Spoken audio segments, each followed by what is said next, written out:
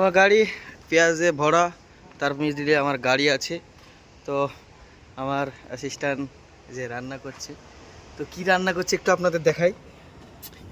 উঠতে একটু অসুবিধা হচ্ছে তো গাইজ।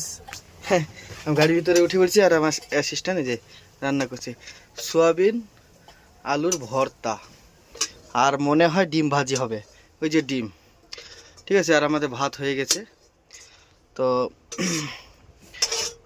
আলু সোয়াবিনের ভর্তা, কারণ এখানে কোনো দোকান পাশার নেই, সেজন্য এখানে আলু সোয়াবিনের ভর্তা করতে হচ্ছে।